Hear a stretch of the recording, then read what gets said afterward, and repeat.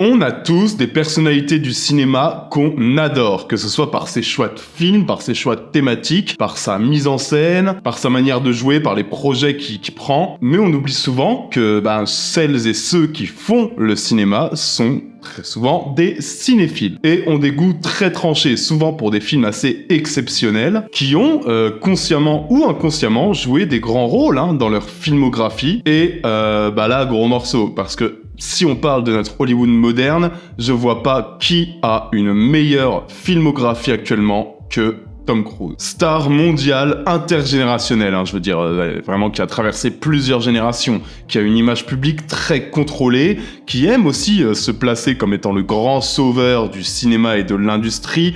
C'est aussi évidemment un grand cinéphile. Et vous allez voir qu'en découvrant ses 10 films préférés, on va pouvoir faire ressortir des préférences assez récurrentes et qui pourraient bien nous éclaircir sur certains choix de sa filmo, et qui sont même souvent liés à sa propre image, comme c'est souvent le cas avec Tom Cruise. Bref, on va découvrir ensemble les 10 films préférés de Tom Cruise.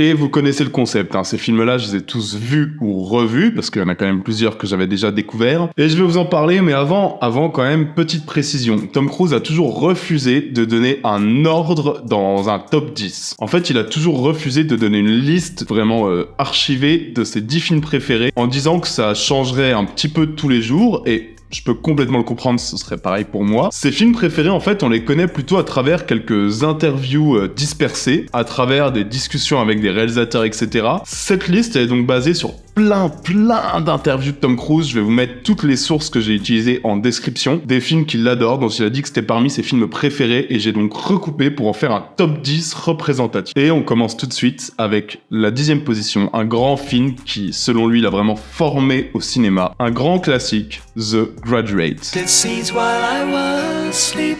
Dans The Graduate, tout commence par le retour chez lui d'un jeune diplômé paumé qui rentre chez ses parents en fait, sans trop savoir quoi faire de sa vie à l'avenir. Et qui rencontre Mrs. Robinson, une femme bien plus âgée, une amie de la famille, qui va l'entraîner dans une liaison clandestine aussi excitante que profondément déstabilisante. Et du coup, ce qui pourrait naître sur le papier qu'un espèce de petit scandale un peu bourgeois, devient, sous la caméra de Mike Nichols, quand même une grande démonstration de malaise, parce qu'évidemment, cette relation, elle va quand même assez rapidement être assez crade pour notre jeune diplômé. Le jeune étant rapidement à la merci de la femme. Et vraiment, chaque plan traduit son enfermement. Et vraiment, Dustin Hoffman, qui est génial de fragilité, qui prend un petit peu tout ce qu'il a à prendre, qui vit tout ce qu'il a à vivre sans trop se poser de questions, mais qui va forcément devoir en assumer les conséquences à un moment, il incarne quand même parfaitement toute une nouvelle génération. C'est pour ça aussi que c'est un film qui est devenu assez culte. On dit souvent de ce film que c'est le film qui a lancé le nouvel Hollywood.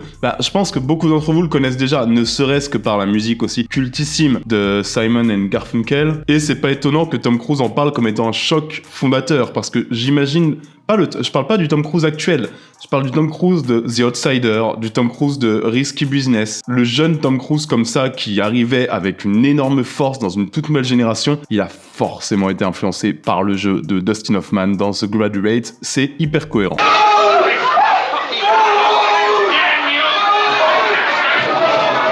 Le 9e film, Tom Cruise l'admire plutôt pour la justesse de sa mise en scène et pour la tension qu'il arrive à transmettre par la mise en scène. Je vois pas comment on pourrait lui donner tort là-dessus. Gros morceau de cinéma, il commence assez fort ce top parce qu'on parle du génial The French Connection du regretté William Friedkin. Dans The French Connection, on suit deux flics new-yorkais qui sont lancés sur la piste d'un réseau de drogue international. Et comme souvent avec William Friedkin, t'auras pas de glamour. Ici, t'auras pas de héros lisse. On va avoir un héros qui est brutal, qui est raciste, qui est imprévisible. Et clairement, dès les premières minutes, le film, il impose un ton hyper sec, mais dans tout, en fait. Dans la caractérisation, dans son découpage, dans sa photographie, en fait, tout est très brut, mais aussi très rigoureux. Je veux dire, c'est pas pour rien qu'il y a une scène d'action qui est quand même citée parmi les meilleures scènes d'action, les meilleures scènes de course-poursuite, la fameuse cultissime scène de course-poursuite sous le métro aérien, qui est vraiment une leçon de découpage. Cette scène, on peut l'analyser pendant des heures pour montrer à quel point rien n'est en trop et à quel point elle permet de donner un impact à chaque plan. Vraiment, c'est une leçon de découpage, cette scène. Et cette leçon, elle continue pendant tout le film, en fait. Vraiment, le film met un point d'honneur, je dirais, à ce que chaque plan soit ressenti. Que tu ressentes tout, en fait. Que tu ressentes la vitesse, que tu ressentes la perte de contrôle de nos personnages, plus à mesure qu'ils rentrent dans cette enquête. Que tu ressentes un danger permanent. Et puis voilà, je dois, encore une fois, de toute façon, je suis sur un top 10 de Tom Cruise, je dois parler des acteurs. Jenny Hackman, les amis. L'intensité de Jenny Hackman. Ces gros plans sur son visage, la tension permanente. C'est quand même du cinéma de patron qui nous balance là, parce que The French Connection, c'est un grand cinéma d'un grand cinéaste. Et clairement, moi, je me suis éclaté à le revoir. Ça faisait pas mal de temps et il y a une telle puissance dans la mise en scène, une telle rigueur, et c'est vraiment du grand spectacle. Grâce à cette rigueur, grâce au sens du cadre et du rythme de Friedkin, en fait, je dirais que The French Connection, c'est un pur film de metteur en scène, et on sait que Tom Cruise, les notions de mise en scène, il aime bien. Pas étonnant de le voir cité ici, et ça a été un régal de me relancer là-dedans.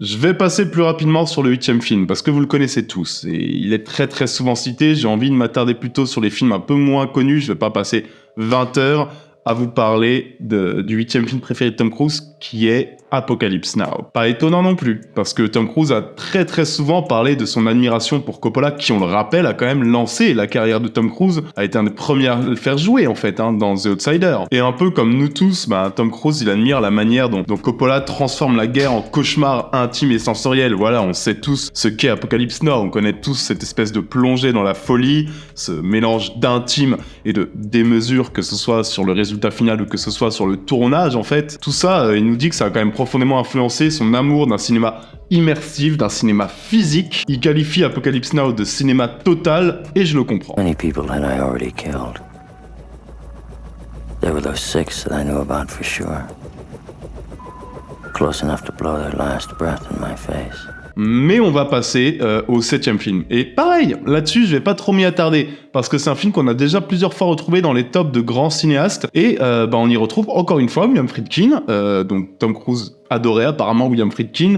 Dommage qu'ils aient jamais tourné ensemble, parce que qu'est-ce que ça aurait été fou. C'est donc L'Exorciste. Pareil, L'Exorciste, grand incontournable du genre, et c'est intéressant parce que Tom Cruise n'a jamais joué dans un film d'horreur à proprement parler, et pourtant, ce qu'il préfère dans L'Exorciste, c'est la manière qu'a Friedkin de filmer l'horreur. Et c'est assez intéressant parce que Friedkin, en fait, dans L'Exorciste, il filme l'horreur comme quelque chose de très ancré dans le réel. En fait, il filme l'horreur comme un fait concret, scientifique, contre lequel tu ne peux rien. L'horreur existe, en fait. Même si ça parle de possession, même si ça parle de religion, l'horreur existe, c'est une réalité, et tu n'y peux rien, et t'es obligé de dealer avec cette réalité qui te dépasse. Il y a vraiment une manière de filmer l'horreur comme un fait très réel, et c'est pour ça que ça marche autant, moi, je trouve. Enfin, l'horreur n'a jamais autant d'impact que lorsqu'elle est filmée comme étant une pure réalité, quoi. Et je pense que c'est ce réalisme qui a traumatisé toute la génération qui a vu L'Exorciste et qui en a fait le grand succès générationnel de son époque. Ce réalisme, encore une fois, cette exigence de mise en scène de William Friedkin, ce refus du spectaculaire gratuit,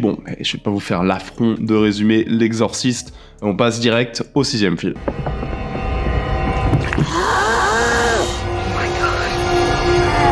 Et on continue chez les patrons. Et honnêtement, ce film, je le sentais venir à 3000 à l'heure. Et quand je vous dis qu'on continue chez les patrons, on y est. Parce que juste Alfred Hitchcock, Tom Cruise en 6e position nous cale La mort aux trousses.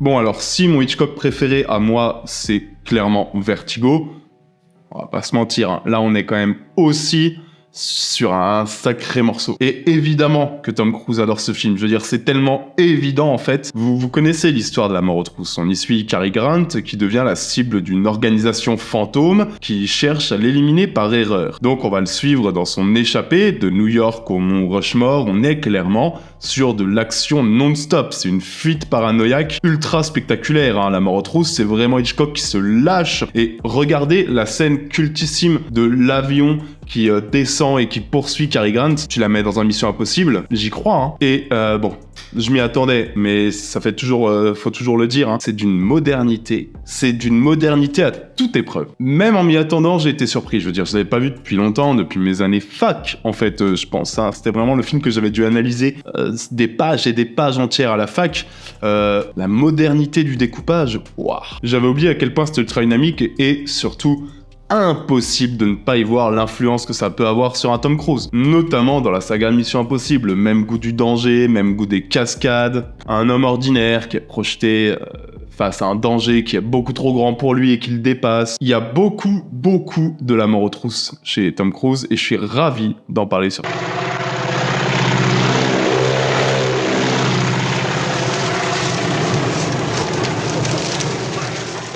Pour continuer, gros top hein, là qu'il est en train de nous lâcher quand même, tonton. Et pour continuer, il nous lâche encore un film qu'il a dû sacrément poncer quand il était en train de préparer Collatéral. Il nous lâche Le Samouraï de Melville. Une influence directe pour lui, hein, le samouraï. Le samouraï, j'en ai déjà parlé sur cette chaîne. On y suit Alain Delon, qui incarne un tueur à gages mutique et méthodique, qui évolue dans un Paris froid comme la mort, et qui vit selon un code rigide, qui vit seul, qui est obsédé par l'idée que sa mort est toujours à quelques pas derrière lui. C'est un des films préférés de Michael Mann. Ouh, ce serait pas intéressant de faire un top 10 des films préférés de Michael Mann? C'est clairement la grande référence de Michael Mann, que ce soit dans Heat ou dans Collatéral. Et pareil, hein, c'est un film de pur metteur en scène, mais ça on le comprend dès ses premiers plans, dès la présentation de notre Alain Delon, quoi. Je pense à cette caractérisation en un plan du personnage, je pense à cette scène de filature, à l'interrogatoire des témoins qui dure, qui est hyper fort, qui est plein de tension. Je pense aussi, et il y a énormément de ça dans Heat, à ce Paris labyrinthique qui est construit en réseau où notre héros peut disparaître en claquant des doigts parce qu'il maîtrise la ville, c'est sa ville, c'est son élément, c'est son labyrinthe en fait. C'est son terrain de jeu où il peut semer n'importe qui qu'il traque. Regardez un peu comment Michael Mann filme Los Angeles dans Collatéral. Regardez comment Melville filme Paris dans Le Samouraï. Vous allez faire quelques liens assez rapidement. Et même regardez la caractérisation de Tom Cruise dans Collatéral, je veux dire. Collatéral comme Le Samouraï, c'est un film sur la solitude du tueur. C'est un film sur la mythologie du tueur. On filme la solitude des hommes face à leur destin tragique, avec un style clinique, avec un style froid, complètement hypnotique. On filme des hommes qui sont perdus dans une machine qui les dépasse et qui dépasse largement la philosophie qu'ils essayent d'entretenir. C'est clairement l'inspiration numéro 1 de Michael Mann. Et je suis très content de voir que Tom Cruise le cite ici parmi ses films préférés. C'est une merveille de cinéma. Ce soir, je suis arrivé chez toi vers 7h15 et j'y suis resté jusque 2h du matin. Gros bond dans le passé pour l'épisode, pour la partie 4, pour le 4e film préféré de Tom Cruise. Gros bond dans le passé et gros changement de genre aussi parce qu'on va aller vers la comédie. Et c'est pas si déconnant en fait. Par contre là, c'est un classique que j'avais jamais vu. Grosse lacune de ma part, c'est le film de Frank Capra qui s'appelle It Happened One Night. On y suit une héritière capricieuse qui fuit son père milliardaire et qui croise la route d'un journaliste fauché comme les blés et qui est prêt à raconter son histoire au monde. À partir de là, bon, clairement, t'as le cliché, enfin ce qui deviendra plus tard le cliché absolu de la comédie romantique moderne. En fait, ce film-là, c'est un peu une matrice, un road movie comique où sur les routes de l'Amérique, nos héros vont aller de joute verbale en joute verbale, de petite punchline à petite punchline, ils vont se chercher, ils vont se provoquer en permanence, dans des joutes verbales vraiment d'une vivacité assez dingue. Enfin, faut voir le débit de parole, hein, vraiment. Le nombre de vannes à la minute, c'est assez hallucinant. En fait, il y a un rythme du dialogue, c'est une vraie science, quoi. C'est un rythme du dialogue qui s'amuse de cette petite guerre des sexes et de ce road movie entre deux personnages qui sont pas du tout de la même classe sociale. On dit souvent aussi, pareil, que c'est le film qui a un peu créé la screwball comedy. Vous savez, c'est un mélange de burlesque hérité du muet et de la modernité permis par le parlant, parce qu'en fait, la majorité des blagues viennent hollywoodienne, des dialogues complètement fous et du débit de parole. Pareil, hein, c'est pas tant étonnant que Tom Cruise y soit sensible. Moi, je pense à son personnage dans Tropic Thunder ou même dans Jerry Maguire. Vous voyez, ce personnage qui est capable de sortir des phrases complètement folles avec une diction improbable. Même ce petit amour du too much dans le personnage qu'il a dans Tropic Thunder, ça pourrait venir de là aussi. Hein. Je le retrouve ici, c'est vraiment un film hilarant. C'est vraiment une très très belle découverte. Fresh guy, huh? What you need's a good sock on the nose. Now listen, partner. You may not like my nose, but I do. I always wear it out in the open, where if anybody wants to take a sock at it, they can do it. Oh, yeah? Now that's a brilliant answer. Why didn't I think of it? Et comme l'ami Tom Cruise semble être amoureux des grands classiques hollywoodiens, tant mieux, moi j'aime beaucoup ça aussi, il y a un nom qui devrait vous venir en tête direct. Ça tombe bien, ce nom on le retrouve pour l'arrivée sur le podium des films préférés de Tom Cruise. En 3e position, on a du Charlie Chaplin. Pas n'importe lequel, pas n'importe quel Charlie Chaplin, hein. City Lights. Aux yeux de Tom Cruise, comme à mes yeux aussi, hein, c'est clairement le meilleur Chaplin qui joue et qui réalise, comme souvent, et c'est un petit chef-d'œuvre d'émotion, hein, City Lights. On y suit un vagabond qui tombe amoureux d'une jeune fleuriste aveugle qui le prend pour un homme riche. À partir de ce postulat, bon, qui est quand même d'une simplicité totalement absolue et qui est aussi très très hollywoodien, vous voyez le quiproquo qui amène à une succession de vannes, bon, on est à Hollywood, hein, on est clairement dans une comédie hollywoodienne. Avec tout ça, je trouve quand même que City Lights, petit miracle, hein, parce qu'on y retrouve tout ce qui fait que l'aspect comique de Charlie Chaplin fonctionne encore 80 ans plus tard. Tout est là, je veux dire, il y a un comique visuel hyper inventif, tous les gags fonctionnent, mais c'est pas... En fait, ce serait pas mon film préféré de Chaplin s'il y avait que ça. Je veux dire, le tout, là, dans City Lights, est entouré d'une tendresse, d'une humanité, d'une nostalgie, d'une belle mélancolie. C'est vraiment un film tout entier dédié à l'émotion, même par le rire. Il suffit d'un regard, hein, je veux dire, moi je me souviens du moment où, en étant ado, j'ai découvert la scène de fin. Putain, la chialade totale. Et c'est ça qui fait passer ce film dans une autre dimension, en fait. Clairement, la manière qu'a Charlie Chaplin de filmer le regard dans ce film, on pourrait en écrire des bouquins, hein. Ça a même probablement déjà été fait. Et tout ça, ça témoigne d'une humanité bouleversante. Clairement, je vous le dis, faut pas avoir peur, si vous l'avez pas vu, de lancer City Lights en 2026. C'est évidemment, comme souvent avec Chaplin, très très universel et surtout absolument nécessaire en 2026, cette humanité-là. Franchement, c'est un beau cadeau à vous faire de vous replonger dans ce film. Moi, je me suis régalé.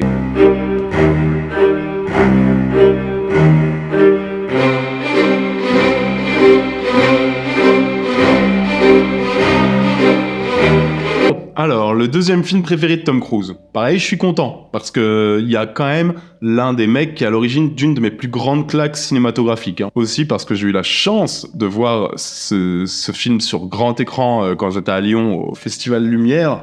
Tom Cruise me régale et me balance Laurence d'Arabie en 2e position. David Lean. J'adore David Lean. Je crois pas comment en 4 ans, j'ai pas fait de vidéo sur David Lean alors que j'ai fait des vidéos sur le Marsupilami et sur Anaconda. David Lean, pour moi, c'est le summum du cinéma épique. Et Laurence d'Arabie, avec le docteur Zhivago, allez, c'est l'art de David Lean à son paroxysme. Des paysages gigantesques, une histoire qui mêle l'intime à l'épique, évidemment, avec la petite et la grande histoire qui se confondent en permanence, musique merveilleuse, personnages complexes, notamment notre ami Laurence qui va quand même prendre des trajectoires sur lesquelles on ne devrait pas le suivre. Chaque plan est pensé pour sublimer l'histoire, pour dire quelque chose du personnage et de sa place dans le monde. C'est vraiment un mélange de grandeur visuelle et de tension qui est fascinant. Et puis voilà, quoi, qui d'autre? Enfin, qu'est-ce que ça nous manque, en fait, ce style des grandes fresques hollywoodiennes, enfin, britanniques du coup, mais des grandes fresques comme ça, avec entr'actes, avec des orchestres magnifiques derrière. Qu'est-ce que ça me manque, ce style-là, quoi. Cette manière incroyable de gérer le rythme, de créer une vraie épopée, un souffle qui t'emporte dès les premières images. C'est vraiment du très très grand cinéma, quoi. Un très grand film britannique que j'ai déjà, lui par contre, bon, Laurence d'Arabie, j'en ai déjà parlé sur Intercut, juste que David Lean mériterait une vidéo entière. Hein. Et pareil, ne serait-ce que par son rapport à l'ambition, je suis très très peu surpris de le retrouver en 2e position des films préférés de Tom Cruise.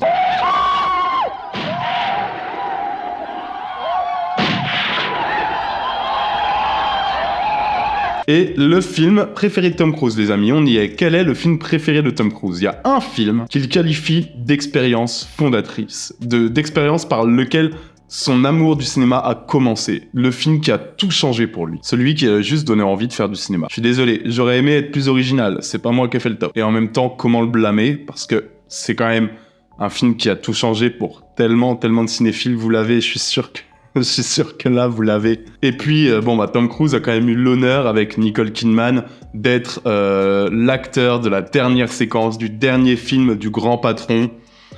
Film préféré de Tom Cruise, les amis. 2001, l'Odyssée de l'espace par Stanley Kubrick.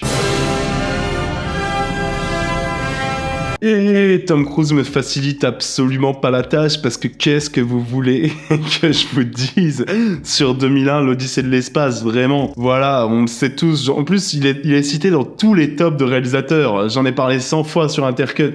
On le sait que sans lui, pas de Star Wars, pas d'Alien, pas d'Avatar, pas de James Cameron, pas de Ridley Scott, probablement pas de Tom Cruise. 2001, il est souvent cité comme le grand chef-d'œuvre du cinéma américain, comme le film le plus important de tous les temps. Et très honnêtement, pour s'en convaincre, il suffit de le revoir sur grand écran. Il est très souvent reproché, c'est pas pour rien, mais sur grand écran, ça reste... En fait, il y a toujours un truc qui fait que c'est un film à part. Même si c'est pas mon film préféré, ça restera toujours un film unique, le film unique pour moi. D'autres films me touchent plus, d'autres films parlent plus à mon cœur de cinéphile de 30 ans, mais c'est le film qui a tout commencé, c'est le film qui a quand même une puissance dans sa scène finale que personne n'arrive à faire. Enfin, en fait, je vous encourage juste à retourner le voir plutôt que d'écouter un con de youtubeur parler pendant 2 minutes d'un film qui va traverser et traversera encore des générations entières, dont on parlera encore probablement dans des décennies, voire dans des siècles. Un top, franchement, c'est ce qui clôt un top qui est quand même franchement assez fort.